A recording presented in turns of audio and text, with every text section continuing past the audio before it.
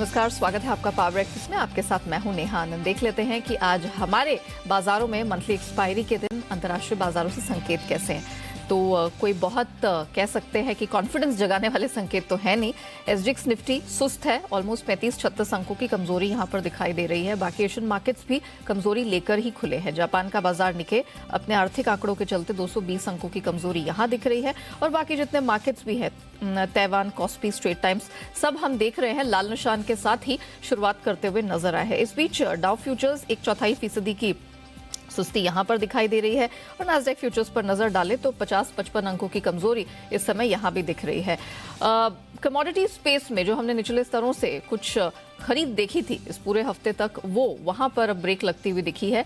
कच्चा तेल ऊपरी स्तर से गिरता हुआ नजर आया। याद रखिए, अगस्त वायदा की आज एक्सपायरी हो जाएगी। सितंबर कॉन्ट्रैक्ट है अंतर्राष्ट्रीय बाजार में, जिस पर हम फोकस करेंगे। फिलहाल $115 के पास ब्रेंट है। नामेक्स क्रूड $110 के नीचे लुढ़क आया है। सोने की बात करें तो ये तो कहीं खिसकता हुआ दिख ही नहीं रहा, $20 के रेंज में भटक रहा है, 1820-1840। और अभी हम देख रहे हैं 2 हफ्ते के लोस के पास यहाँ कारोबार हो रहा है और चांदी भी ऑलमोस्ट सपाट ही है। डॉलर इंडेक्स एक बार फिर से 105 के स्तर के करीब दिखा है। तो क्या कुछ हुआ है बीते सत्र में अंतर्राष्ट्रीय बाजार में और इस तरह की सुस्ती क्यों छाई हुई है, पूरी डिटेल लेकर मेरे सहयोगी दीपांशु इस वक्त मेरे साथ स्टूडियो में जुड़ चुके हैं। Deepanshu, good morning. अंतर्राष्ट्रीय संकेत अच्छे नहीं दिख रहे। डॉलर इंडेक्स फिर से अपने 20 साल के हाई के पास चला गया है। रिलीफ ये है कि कच्चा तेल नीचे आ रहा है। क्या हुआ है कल?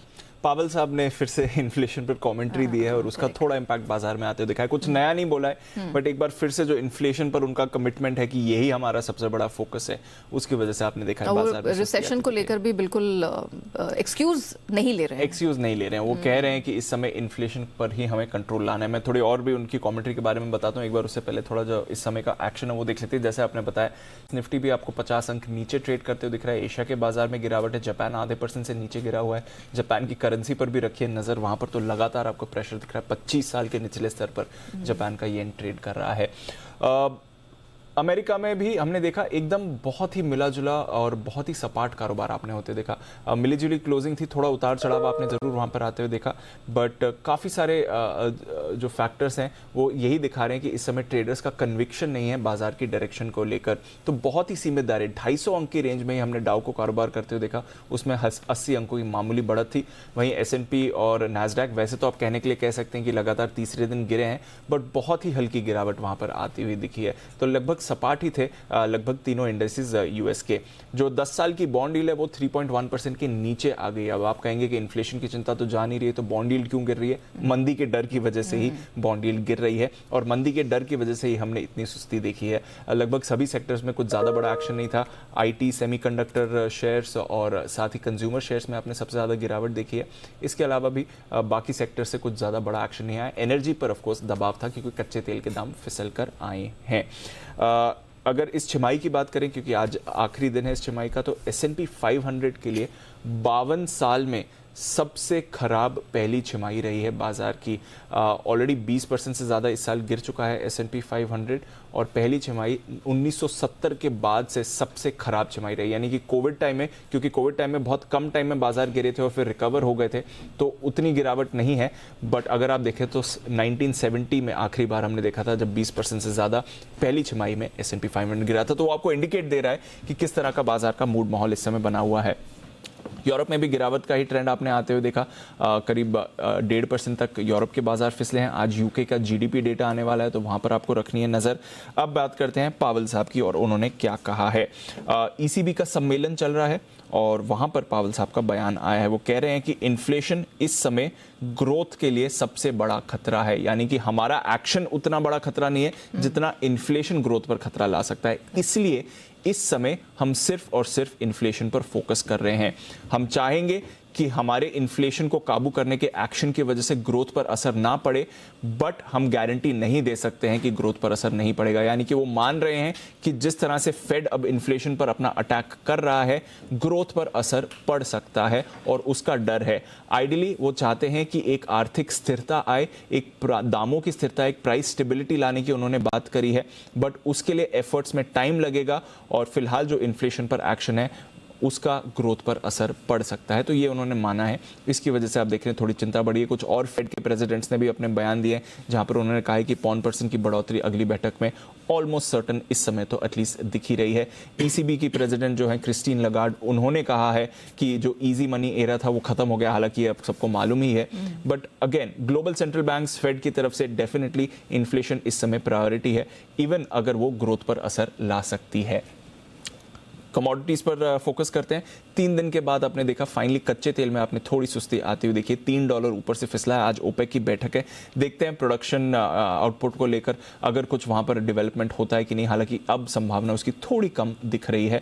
थोड़ा मांग की चिंता को लेकर भी हमने देखा है दाम थोड़े फिसले हैं, बट अगेन कुछ ज्यादा बड़ी मूव वहां पर नहीं है। $3 ऊपर से जरूर फिसले हैं। आज ओपेक क्या कहता है ये एक इंपॉर्टेंट फैक्टर आपके लिए रहने वाला है। डॉलर इंडेक्स 2 हफ्ते की ऊंचाई पर है, तो उसकी वजह से भी बाकी कमोडिटीज में आपको थोड़ा प्रेशर दिख रहा है। सोना 2 हफ्ते के निचले स्तर पर है। कल बेस मेटल्स में हमने थोड़ी गिरावट देखी, हालांकि निकल पर रखिए नजर, क्योंकि यहां पर जो इन्वेंट्री है वो हिस्टोरिक लोज पर है। एग्री कमोडिटीज में भी ऊपर से थोड़ी आपने गिरावट देखी। तो ओवरऑल सुस्त बाजार है, थोड़ी मंदी की चिंता है, और जो फेड का एक्शन है, सेंट्रल बैंक का एक्शन है, वहां पर तो सबका फोकस बना ही हुआ है। चलिए, तो ऑफ कोर्स देखना होगा कि अब पावेल साहब और यहाँ क्या कदम उठाते हैं, लेकिन क्लैरिटी तो मिल चुकी है कि इन्फ्लेशन पर काबू पाना उनकी प्राथमिकता है और उसी पर वो आगे काम करते रहेंगे। शुक्रिया दीपांशु आपका वो पूरी ग्लोबल अपडेट दर्शकों के सामने रखने के लिए। चलिए, इससे पहले कि हम आगे बढ़े, देख लेते हैं कि कल संस्थागत निवेशकों की तरफ से किस तरह का प्रदर्शन आया है। तो काफी लंबे अंतराल के बाद हमने देखा है कि विदेशी संस्थागत निवेशकों की तरफ से जो बिकवाली है वो धीरे धीरे कम होती जा रही है और अब 4 डिजिट से ट्रिपल डिजिट में आ गई है। जी हाँ, 851 करोड़ के पास की हमने कल बिकवाली आते हुए देखी है। घरेलू संस्थागत निवेशकों का तो भरोसा कायम था ही। कल खरीदारी उनकी तरफ से कम हुई है, लेकिन खरीदारी रही है। 850 करोड़ के आसपास की खरीद दिखी है। वहीं स्टॉक इंडेक्स फ्यूचर्स की बात करें तो विदेशी संस्थागत निवेशकों की तरफ से कल हल्की बिकवाली देखने को मिली। 821 करोड़ के आसपास का वो फिगर रहा है। बट ऑल इन ऑल जो एफआईआईज के आउटफ्लोज का खतरा था वो धीरे धीरे कम होता हुआ डेफिनेटली दिखाई दे रहा है। चलिए, अब जिस तरह के संकेत मिलते हुए दिखाई दे रहे हैं अंतर्राष्ट्रीय बाजारों से, इन सबके बीच हमारे मार्केट्स में आपको क्या रणनीति अपनानी है। एक्सपायरी का दिन है तो क्या ट्रेडिंग रेंज होगी, बताने के लिए जी बिजनेस के मैनेजिंग एडिटर अनिल सिंह भी हमारे साथ जुड़ चुके हैं।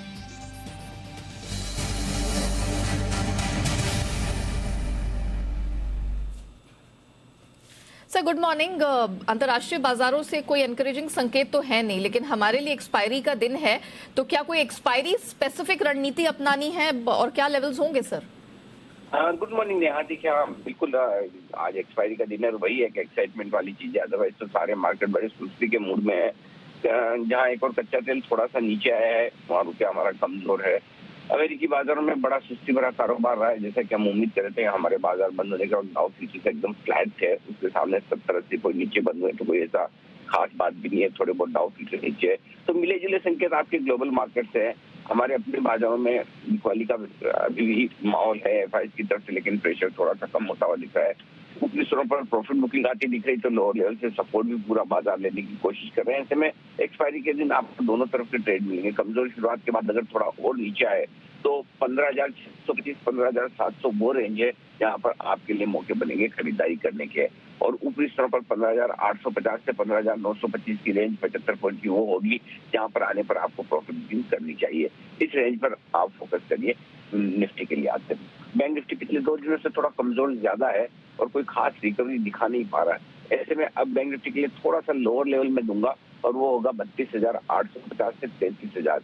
ये आपके लिए सपोर्ट जोन होगा। उससे ठीक पहले 33,100 के आसपास छोटा मोटा सपोर्ट है, वो अगर तोड़ा तो ही ये दिक्कत है, अदरवाइज 33,100 भी सपोर्ट का काम करेगा।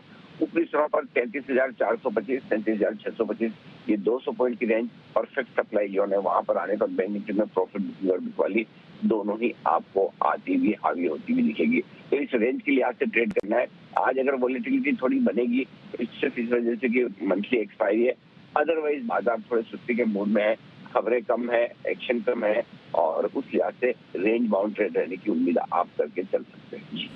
Point taken sir, thank you so much. तो जैसे कि सर ने अच्छे से समझा ही दिया कि आज दायरे के कारोबार के लिए तैयार रहिए। वॉलेटिलिटी रहेगी, वीकली एक्सपायरी है, मंथली एक्सपायरी है, तो ये आपको डिस्काउंट करके चलना होगा।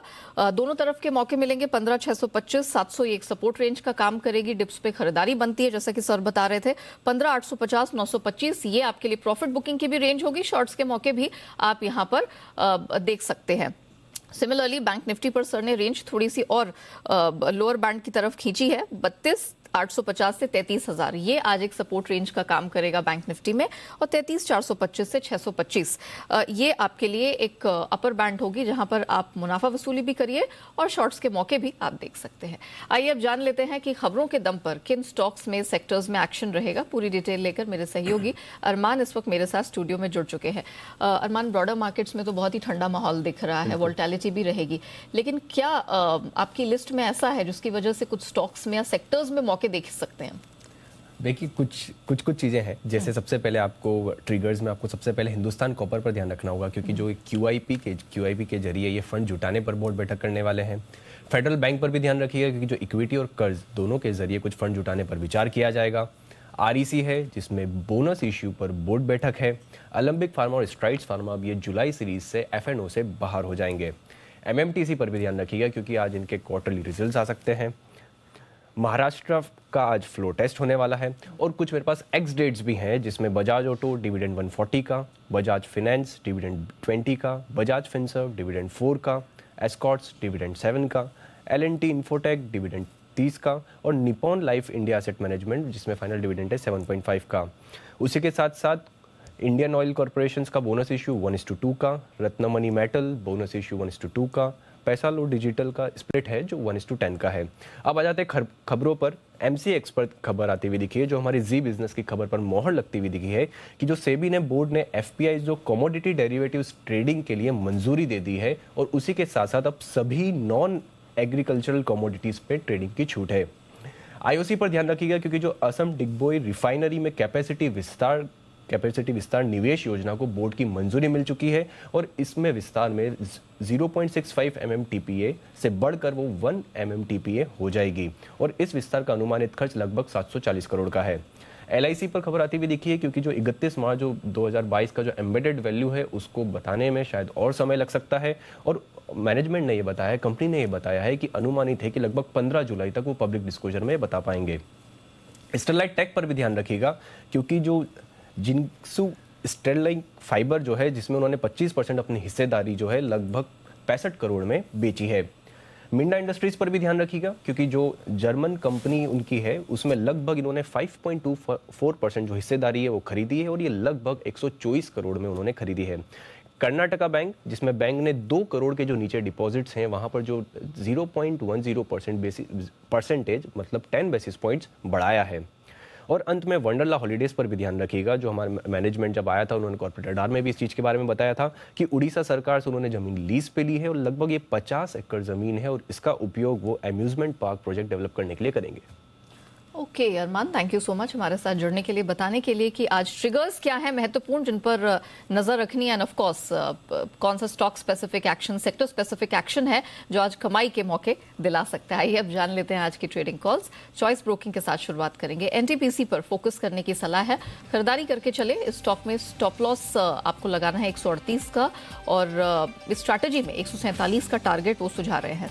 राठी सिक्योरिटीज टाटा पावर खरीद के चले, 201 का स्टॉप लॉस आपको लगाना है, टारगेट 218 का मिल जाएगा। लास्ट ट्रेडिंग प्राइस इनका 207.30 का था। अब आते हैं सेंट्रम ब्रोकिंग की रिकमेंडेशंस की तरफ। ट्रेंड पर खरीद की सलाह है, 1090 का स्टॉप लॉस, 1145 का टारगेट आपको मिल जाएगा। वही दूसरी रिकमेंडेशन सेल की है, टाइटन, इसे बेचकर चले।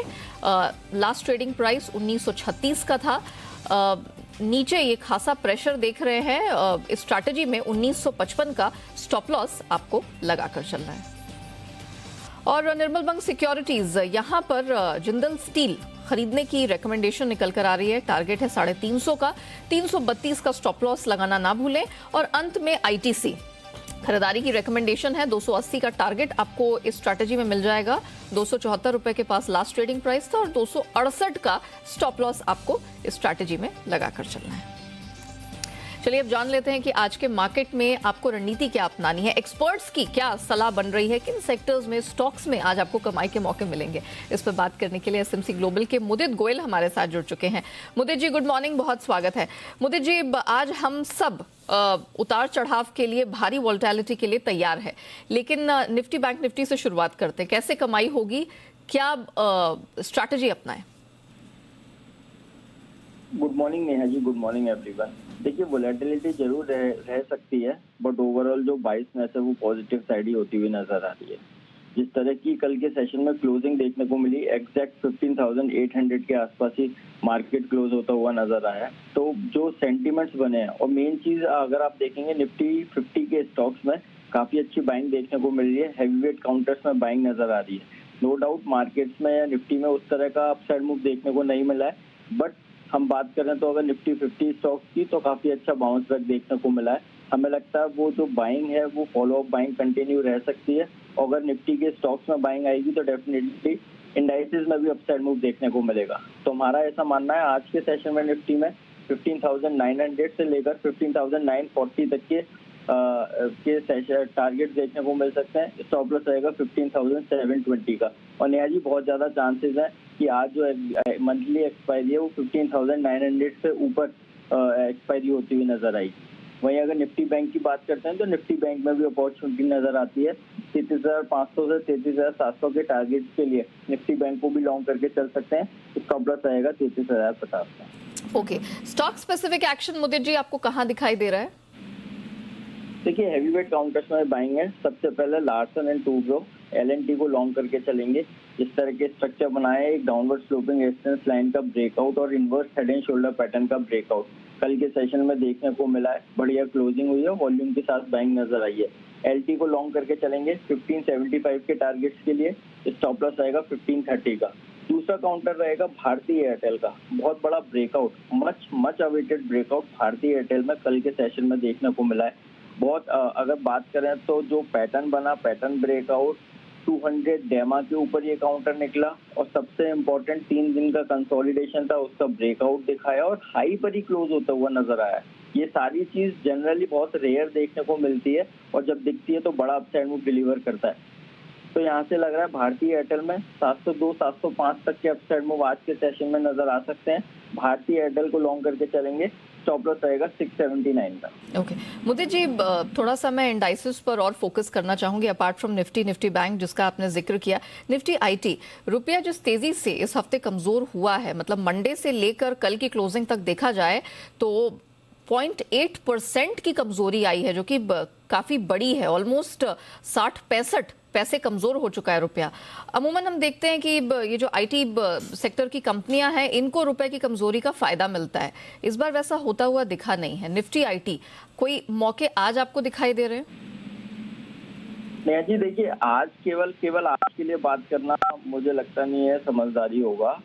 लास्ट 2 वीक से ही निफ्टी IT में बॉटम बन गया है। वो चार्ट्स पर अभी देखने को नहीं मिल रहा है, उस तरह का अपसाइड मूव नजर नहीं आया है। क्योंकि वीकली चार्ट्स अगर निफ्टी IT का देखेंगे तो लास्ट वीक में रिवर्सल कैंडल बना, और इस वीक में अभी वीकली क्लोजिंग आई नहीं है, लेकिन अभी जिस तरह के ट्रेडिंग एक्टिविटी देखने को मिल रही है, पॉजिटिव साइड ही क्लोज होता हुआ नजर आएगा। तो इसका मतलब साफ है, तेजी बनी या नहीं बने ये नहीं कह सकते, लेकिन यहाँ से करेक्शन थमती हुई नजर आएगी। और अगर करेक्शन थमेगी तो जिस तरह के अब वैल्यूएशंस IT स्टॉक्स में बन गए हैं, लग रहा है एक बड़ा अपसाइड मूव यहाँ से देखने को मिलना चाहिए। और मैं जब भी IT स्टॉक्स से बात करता हूँ, 2 स्टॉक्स लगातार मेरे रडार पर होते हैं, हैवीवेट काउंटर्स, इन्फोसिस और TCS। हमारा 22 इन स्टॉक्स पर काफी पॉजिटिव है। इन लेवल्स पर TCS बड़ा अट्रैक्टिव नजर आता है। अगर कोई 2 से 3 महीने का नजरिया लेके बाय करना चाहता है तो TCS में 3500-3550 तक के टारगेट्स नजर आते हैं। वहीं अगर इन्फोसिस की बात करते हैं तो इन्फोसिस में भी डीप करेक्शन के बाद जिस तरह की एक्टिविटी बनती हुई नजर आई है और कंसोलिडेशन ब्रेकआउट देखने को मिला है, लग रहा है इन्फोसिस में भी यहाँ से 2 से 3 महीने का अगर कोई नजरिया लेके बाय करके चलना चाहता है तो 1600 रुपए तक के अपसाइड मूव इन्फोसिस में नजर आते हैं। कोई भी टिप यहाँ से छोटा मोटा भी देखने को मिलता है, इन्फोसिस और TCS को लेके रख लीजिए 2 से 3 महीने के लिए। 10 से 15% तक के अपसाइड मूव देने के लिए काउंटर तैयार है। Point taken Mudit ji, thank you so much हमारे साथ जुड़ने के लिए, बताने के लिए कि इंडाइसेस में और स्पेसिफिक स्टॉक्स में आज किस प्रकार के मौके हैं और कैसे कमाई की जा सकती है इस भारी भरकम वॉलेटाइल माहौल में भी। कमोडिटी बाजार का रुख करते हैं और समझ लेते हैं आज की रणनीति। IIFL सिक्योरिटीज के अनुज गुप्ता अब हमारे साथ जुड़ चुके हैं। अनुज, गुड मॉर्निंग। रुपया इतना कमजोर हो गया लेकिन घरेलू कमोडिटीज को इतना फायदा मिला नहीं। क्या आज वो दिन है जहां पर खरीदारी की जा सकती है? सोने चांदी से शुरुआत करते, क्योंकि सोना तो बस दायरे में फंस कर रह गया है, पता ही नहीं चल रहा है कि इतना दिशाहीन क्यों है। जी नेहा जी, गुड मॉर्निंग। देखिए गोल्ड नीचे में 1800 और ऊपर में 1840 की रेंज बनाया है। अभी 1820 के आसपास चल रहा है, तो डेफिनेटली एक रेंज में अटक गया है। इवन अगर हम देखें तो सभी कमोडिटीज एक रेंज में ट्रेड करें, चाहे वो बेस मेटल हो, चाहे वो क्रूड हो, चाहे वो गोल्ड सिल्वर हो। रुपी का जो डेप्रिसिएशन है उसमें हमने थोड़ा बहुत डोमेस्टिक मार्केट में असर आते हुए देखा है, क्योंकि इंटरनेशनल मार्केट में भाव नीचे आए हैं, जबकि डोमेस्टिक मार्केट में उतने भावों में गिरावट देखने को नहीं मिली है। तो मुझे लगता है कि रुपये की वजह से ही कमोडिटी मार्केट में एक अपसाइड मोमेंटम आ सकता है। तो जैसे कि हमने कल इवनिंग सेशन में भी देखा था कि गोल्ड के भाव इवनिंग में बाउंस रहते हुए दिखाई दिए थे रुपये की वजह से। तो मुझे लगता है कि रुपये में खरीदारी, गोल्ड के अंदर खरीदारी की जा सकती है। अगस्त कॉन्ट्रैक्ट में करीबन 50,600 में स्टॉप लॉस 50,350 का लगाएं, टारगेट 51,100 तक हो सकता है। सिल्वर के अंदर भी सितंबर कॉन्ट्रैक्ट में करीबन 59,400 के आसपास खरीदारी करें, 58,700 का स्टॉप लॉस लगाएं, 60,500 का टारगेट देखने को मिल सकता है। ओके, मेटल्स की बहुत पिटाई हुई है कल। ऑफ कोर्स निकेल को थोड़ा सा अब रिकॉर्ड लो इन्वेंट्रीज का सपोर्ट मिला, लेकिन कॉपर अभी भी रेंज में है और उठ नहीं पा रहा है पूरी तरह से। क्या किया जाए मेटल स्पेस में? देखिए कॉपर अगर देखें तो 690-680 के आसपास काफी अच्छा सपोर्ट बनाया है, और अगर हम देखें तो अब 704 के आसपास चल रहा है। कल भी हमने यहाँ पर एक लोअर लेवल से बाउंस बैक आते हुए देखा था, तो एक रेंज में ही ट्रेड है। बट मुझे लगता है कि अगर भाव 700 की अच्छा सपोर्ट बनाए, 700 के आसपास मिले तो खरीदारी कर सकते हैं। 694 का स्टॉप लॉस लगाएं, 710 का टारगेट देखने को मिल सकता है। तो बेस मेटल में भी खरीदारी की रणनीति कॉपर में देखने को मिल सकती है। ओके, कच्चे तेल में क्या किया जाए? क्योंकि कंसर्न तो फिर से वही मांग घटने के बने हैं, सप्लाई टाइटनेस है, लेकिन यूएस में जो रिफाइनरी आउटपुट है उसके नंबर्स हैं वो काफी बढ़कर आए हैं, ऑलमोस्ट 26 महीने के हाइस पर, if I am not wrong. तो कच्चे तेल में आज कैसे स्ट्रैटेजाइज करें? और देखिए क्रूड की कल इन्वेंट्री जो आई थी वो थोड़ी सी हमने पॉजिटिव आती हुई देखी थी, घटकर आई है इन्वेंट्री, उससे हमें लगता है कि क्रूड को सपोर्ट मिलता है। अभी देखिए तो क्रूड का भाव $112 के आसपास चल रहा है, तो यहाँ पर भी हमें लगता है कि $108 नीचे में और ऊपर में $116 ये रेंज मार्केट ने बनाया है। यहाँ भी हमें लगता है कि खरीदारी का ट्रेड दिया है। तो जैसे कल हमने एक अच्छी खासी रैली देखी थी, तो एक हो सकता है कि अगर भाव नीचे आते हैं 8,650 के आसपास तो खरीदारी का ट्रेड बनाएं। स्टॉप लॉस 8,500 का, टारगेट 8,850 तक देखने को मिल सकता है। इंटरनेशनल मार्केट में एक्सपेक्ट कर रहे हैं कि $114-115 तक के लेवल अगेन देखने को मिल सकते हैं। Point taken Anuj, thank you so much हमारे साथ जुड़ने के लिए, बताने के लिए कि नॉन एग्री स्पेस में आज कहां कहां कमाई के मौके। तो क्लियरली दायरे का ट्रेड तो है ही, लेकिन आपको फिर भी इसमें डिप्स में खरीदारी का मौका आज जरूर मिलेगा। आइए अब बात करते हैं FIR यानी कि FII इन्वेस्टमेंट रिपोर्ट की। देख लेते हैं किन शेयरों पर FII ब्रोकरेजेस ने दर्ज की है FIR। और यहाँ पर हम शुरुआत करेंगे भारतीय एयरटेल से। मैक्वारी की रिकमेंडेशन रखते हैं आपके सामने, आउट परफॉर्म का स्टैंस है और टारगेट 845 का वो सुझा रहे हैं। सिमिलरली HDFC बैंक पर मैक्वारी आउट परफॉर्म का आउटलुक ही लेकर चल रहे हैं HDFC बैंक पर, और टारगेट 2005 का है। डॉक्टर रेड्डीज पर सिटी की रिकमेंडेशन आपके सामने रखते हैं, खरीदारी की सलाह है, टारगेट 4,4700 का है। टाटा मोटर्स, इस पर मैक्वेरी की आउट परफॉर्म का आउटलुक है, टारगेट इन्होंने बढ़ा दिया है, पहले 473 था, अब 491 कर दिया है। और अंत में HCL टेक, इस पर भी मैक्वेरी की रिकमेंडेशन आपको बताते हैं, आउट परफॉर्म का आउटलुक है और टारगेट 1440 का।